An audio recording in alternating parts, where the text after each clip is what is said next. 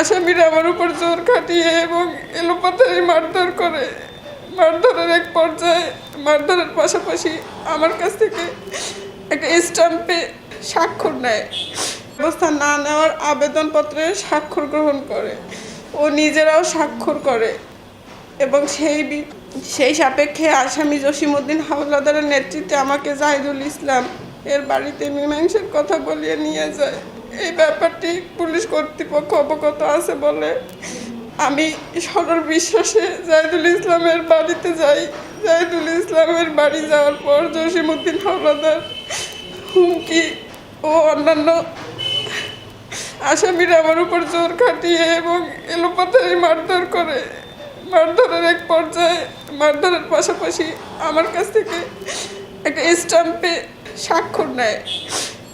তারা লিখিত তার স্ট্যাম্পে কি লিখিত ছিল আসলে সে বিষয়ে আমি অবগত না, আমার জানা নেই। যদি উক্ত বিষয় কাউকে আমি কিছু বলি তাহলে আমাকে ওরা আমার সন্তানদের এবং আমাকে মেরে ফেলার হুমকি দেয়। আমার বাচ্চারা স্কুলে পড়াশোনা করে, ওরা এভাবে বলে যে স্কুল থেকে তুলে নিয়ে গিয়ে মেরে ফেলবে। আমি আসামিদের এহেন আচরণের কারণে তাদের বিরুদ্ধে থানায় মামলা দায়ের করতে যাই, কিন্তু থানা কর্তৃপক্ষ আমার মামলা আমলে গ্রহণ করে না। সেই পরিপ্রেক্ষিতে আমি পটুয়াখালী নারী শিশু কোর্টে একটি মামলা দায়ের করি, যাহার পিটিশন 207/2025। এরপর কোর্টে যাহার আসামিগণ সাদ্দাম হোসেন জুয়েল, দুমকি উপজেলা ছাত্রলীগ নেতা, জসিমউদ্দিন হাওলাদার, দুমকি আহ্বায়ক এবং দুমকি উপজেলা যুবদল, দেলোয়ার হোসেন, জাহিদুল ইসলাম, যুগ্ম সাধারণ সম্পাদক, দুমকি উপজেলা বিএনপি, শহীদুল ইসলাম সর্দার, যুবদল আহ্বায়ক, দুমকি উপজেলা যুবদল। কিন্তু পুলিশ আসামিদের ধরার বিষয়ে কোনো কাজ করছে না। আসামিরা বীরদর্পে খোলা ময়দানে ঘুরে বেড়াচ্ছে। আমি মামলা দায়ের করার পর আসামিদের নিয়ন্ত্রণে কিছু স্থানীয় অনলাইন পত্রিকা ও সোশ্যাল মিডিয়ায় আমার নামে মিথ্যা অপপ্রচার করছে এবং আসামিগণ আমাকে বিভিন্ন মাধ্যমে আমার ও আমার সন্তানদের প্রাণনাশের হুমকি করতেছে। এই বিষয়ে জানানোর জন্য আমার মামলার এসআই জনাব হাবিবুর রহমান আমার মোবাইল ফোনে হতে ফোন দিলে আমি দেখতে পাই ট্রুকলার অ্যাপসের মাধ্যমে 10/4/2025 হতে তিনি আমার নাম্বারটি ব্লক করে রেখেছেন। ফলে আমি কোনোভাবেই তাকে যোগাযোগ করতে পারছি না। আমি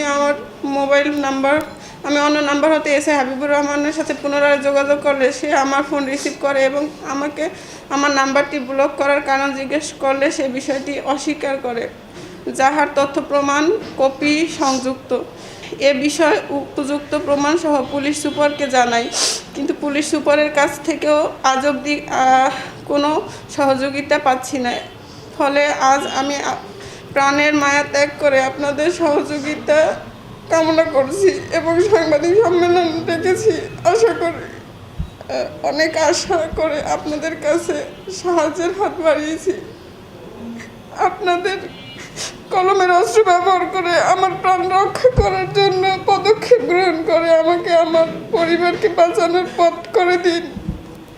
আমি বুঝতে পারছি না কেন এত স্পর্শকাতর একটা গুরুতর অপরাধের ক্ষেত্রে পুলিশ এমন নির্লিপ্ত আচরণ করছে। কি কারণে তারা একজন ভুক্তভোগীর পাশে না দাঁড়িয়ে তাকে আরও হতাশ করছে।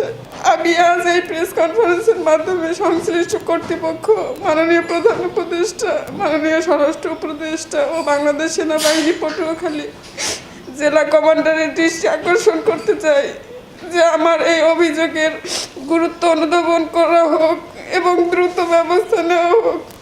আমার ও আমার পরিবারের নিরাপত্তার স্বার্থে দ্রুত আসামিদের গ্রেপ্তারের জোর দাবি জানাচ্ছি।